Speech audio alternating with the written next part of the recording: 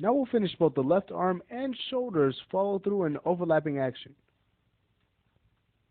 We'll continue where we left off, animating the arm before we move on to the shoulder.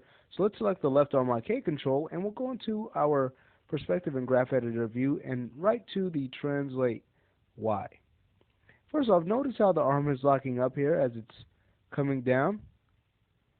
Well, let's fix that so there's a little bit more of a bend to it, so we don't get an IK lock as the arm's coming down. So let's just translate the arm up until we get a bend. Nice bend like that. And then we can adjust our tangency here on frame 75 to get a smoother fall off. Great. So here's what we get now when we hit play. Alright. So that's looking better when we hit play. Great. And now we had a few things to fix here as the arm is coming back forward. What we need to do at around this time is actually have it translate forward some in the Z. So let's go there to our translate Z. Now on frame 89, we'll translate it forward to fix the flow of the arm here. Maybe a little bit more. Okay. Then we can adjust our tangency. Okay, again for the flow. So when we hit play, here's what we get. Alright, that's looking a little better, but we do have our translate Y to fix now because of this fix. So let's go back to the translate Y. And what we'll do is actually take this key on 88 and let's bring it up some more so we get more of a bend in the arm. And we want the arm straightening out at around this time. So what we can do is go to frame 85, but still selecting the tangent handle on 88, we'll just bring down the left half to straighten out the arm some.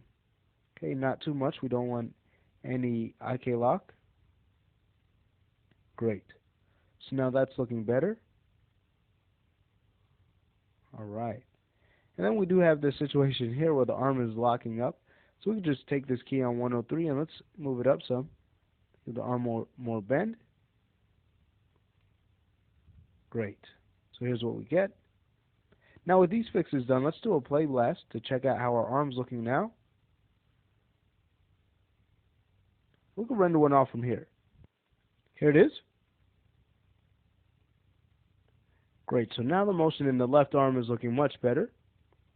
And from this view, we can even see how much nicer our motion in both of our arms look by just offsetting one arm from the other. Okay, we can see that realism as well as that more interesting look in their movement as they're coming back down, as they're following through. Great.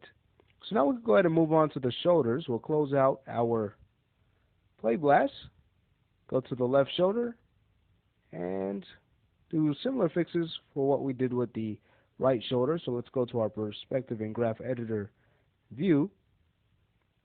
And here, we can just take this key on frame 70, delay it one frame, so it lies on frame 71. And then we'll take this shoulder and move it forward slightly so that there's a bit of a bend there, 71. Okay, and as the arm's coming back, we want to look where it's back the most. So that's going to be at about frame 84. Let's go there and just rotate our arm back. Okay, not much at all. And as it's coming forward, comes forward to about frame 100. So we could go there and just rotate it forward slightly. And then back on 103. So once we've done this, let's go to our perspective, hide our curves, and could even deselect and see how our arms are looking now from doing these fixes. Hit play.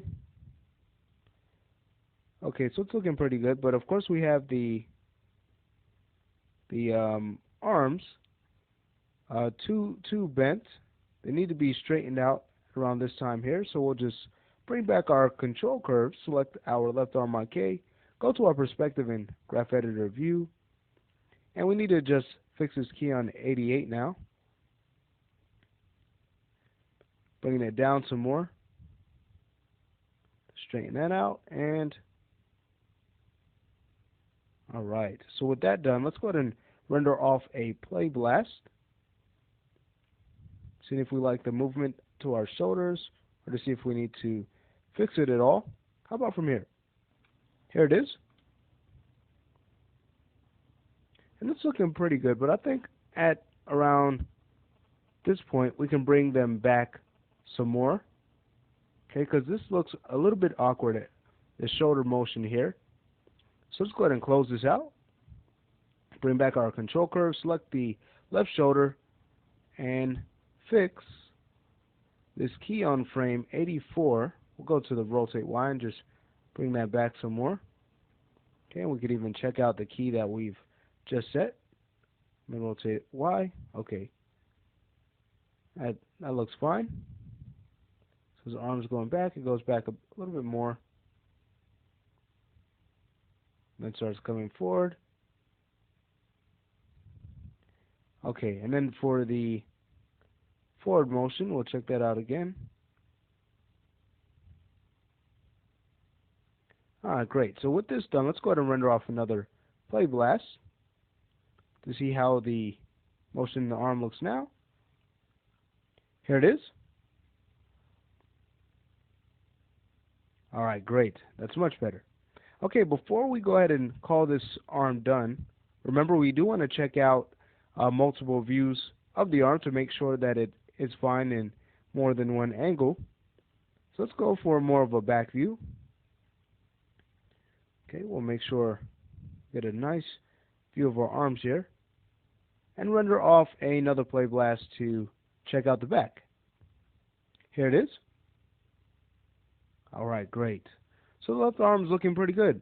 We do have some locking at about this point here, okay?